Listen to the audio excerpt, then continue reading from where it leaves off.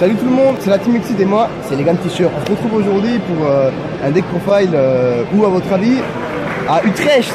On se retrouve ici pour le 200e YCS. Donc vous voyez le tapis là, on l'a tous eu cadeau à tous les participants quoi.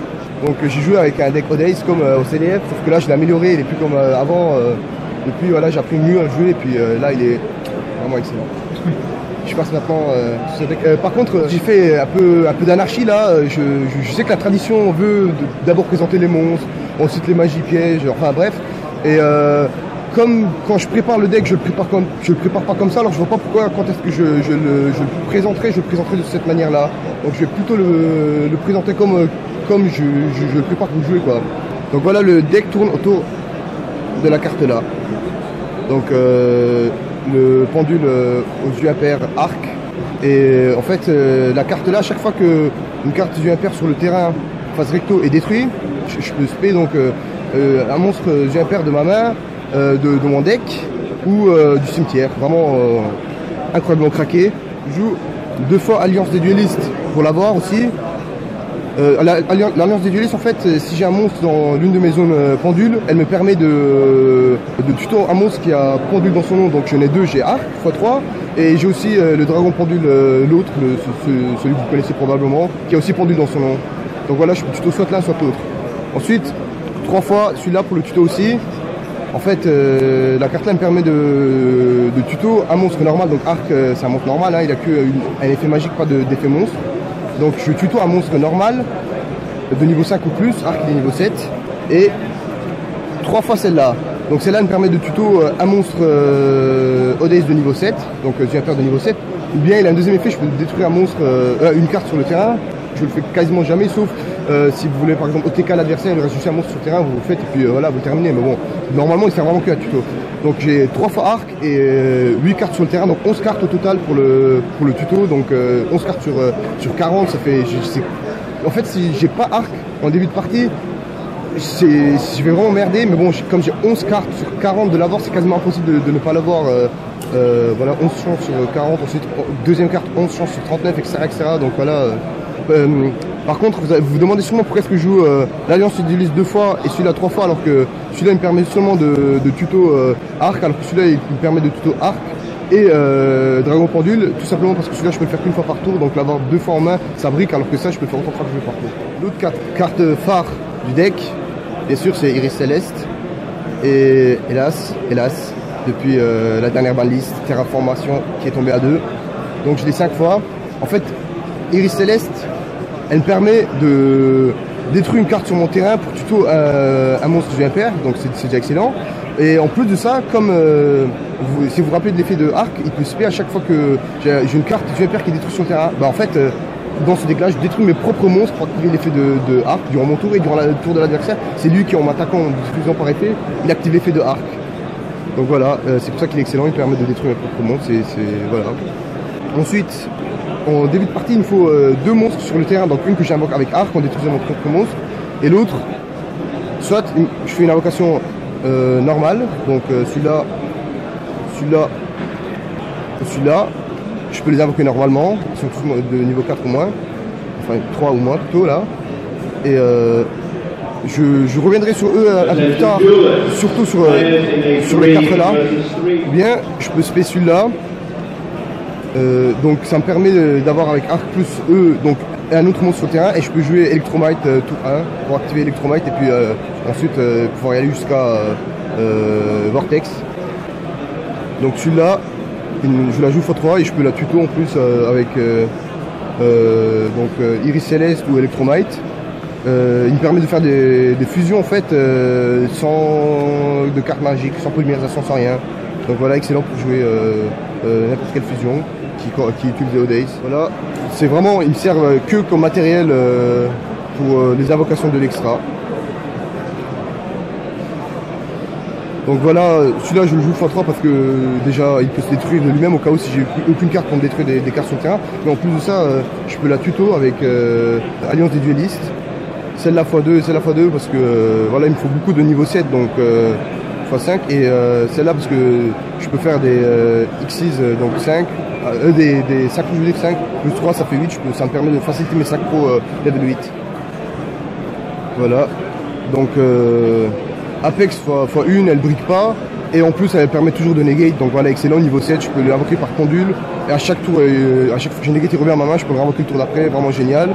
Et bien sûr, Invitation des Ténèbres. Parce que voilà, ça me permet d'avoir 37 cartes dans le deck au lieu d'en avoir 40. Juste une petite précision. J'ai oublié de vous le dire avant. En fait,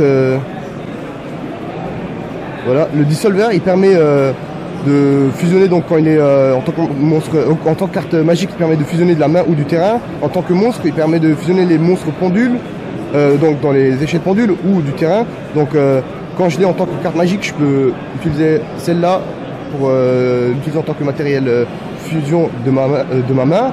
Il va au cimetière, il peut se spé du cimetière, et comme c'est un synchro, je peux encore l'utiliser en tant qu'une deuxième matériel dans le même tour pour invoquer un synchro. Donc vraiment génial la carte là, x3 obligatoirement. Maintenant on va passer à l'extra deck. Donc Electromite, la carte phare de l'extra deck, de tous les decks pendules en fait.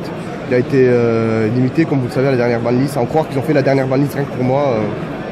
Donc elle permet de détruire aussi. Donc encore une autre carte pour détruire mes cartes et activer l'effet de coup de arc. Vraiment génial tout simplement. En plus je peux je peux envoyer une carte du deck à l'extra et ensuite le prendre de l'extra à ma main. Et je peux piocher une carte vraiment géniale.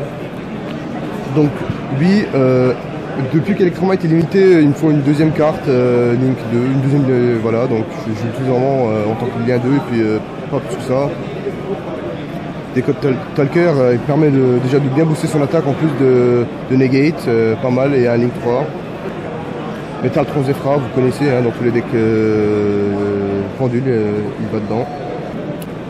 Pour les decks, fusion pour les decks ténèbres, en plus un bon effet. En plus, je peux bien la combiner avec Super Poly qui est dans le side. Si je joue contre des decks ténèbres et quasiment tout le monde joue ténèbres, j'ai déjà bien niqué des gars avec, hein, je peux vous l'assurer. Vortex, hein, bien sûr, c'est vraiment l'une des cartes phares du deck parce que je peux l'invoquer très facilement contre mon deck pendule magicien. Et en plus, je peux en fait, il y a vraiment un combo excellent avec. Vous laissez sur le terrain, si l'adversaire le détruit, vous laissez le détruire. De toute façon, avec Arc, vous pouvez le spé du cimetière immédiatement après sa destruction. Et si l'adversaire essaie d'utiliser un effet, vous détruire Arc et vous empêchez de faire cet effet, bah, vous negate l'effet. Vraiment génial. En plus, à chaque fois que vous le réinvoquez du cimetière, eh ben, vous pouvez envoyer une carte sur le terrain à sa main. Genre, ça m'est déjà même arrivé par exemple d'attaquer des monstres niveau, qui ont 2500 d'attaque, tous les deux sont détruits. Moi je le réinvoque, mais comme il est réinvoqué, je peux le rattaquer de nouveau. C'est vraiment génial, c'est vraiment. Synchro niveau 7. Ça, je peux, si j'ai une bonne main, je peux le jouer au tour 1 avec Vortex. Et du coup, ça me permet d'avoir vraiment. Il a 2 effets de negate, Vortex en a une, 3 negate tour 1. Bon, même si lui c'est déjà un peu plus compliqué, c'est vraiment génial.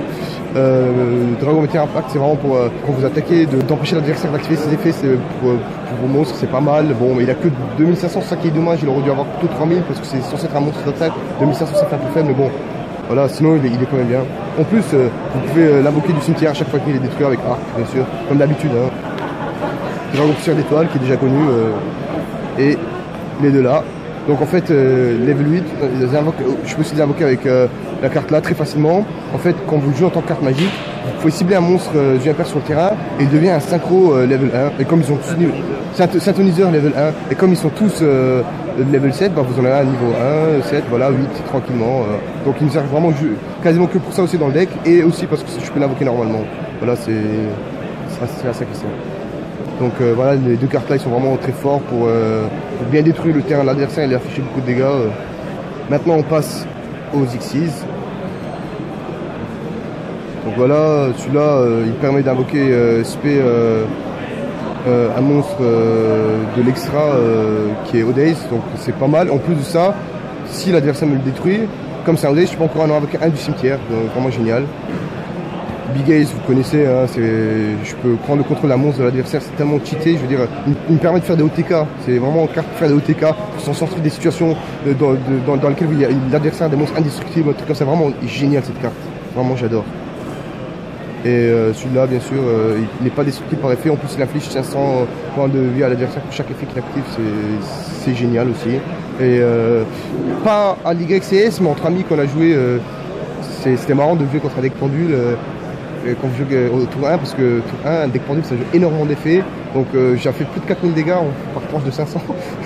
Rien que parce que je l'avais joué au tour 1 et l'adversaire était forcément obligé d'activer au moins une dizaine d'effets avant de faire quoi que ce soit. Maintenant, on va passer au side. Donc on va commencer par Super Polymérisation qui a été débanni récemment. Bien sûr, carte incroyablement cheatée contre les decks surtout ténèbres si vous avez, mais vous pouvez sacrifier les cartes de l'adversaire. Mais vous imaginez, vous sacrifiez les cartes de l'adversaire pour jouer des monstres vous-même, quoi. C'est génial, vraiment j'adore. Mais bon, après fois une, faut le piocher. Mais j'ai réussi à le piocher une ou deux fois, je sais plus, mais j'avais bien niqué l'autre. Donc bien sûr, des hand traps, Railer et PH. Voilà, on l'a prêté, hein. Quand vous êtes pauvre, vous utilisez Veiler, puis quand vous avez de la chance, on vous prête H. L'éternel Kaiju, hein, vous connaissez, vous pouvez sacrifier le monstre de l'adversaire, donc s'ils sont pas affectés par des effets, ils sont indestructibles, vous en foutez, vous les sacrifiez. Pour les decks qui jouent beaucoup de pièges, même si c'est très rare de nos jours. Donc voilà, vous pouvez sacrifier vos ténèbres pour faire des destructions, celui-là dans la main et celui-là sur le terrain. Et celui-là, ça permet d'empêcher l'adversaire de détruire vos cartes. Ça peut être utile. Donc voilà, j'ai terminé le deck pour Fire. J'espère qu'il vous a plu. On se retrouve à une prochaine vidéo. Salut!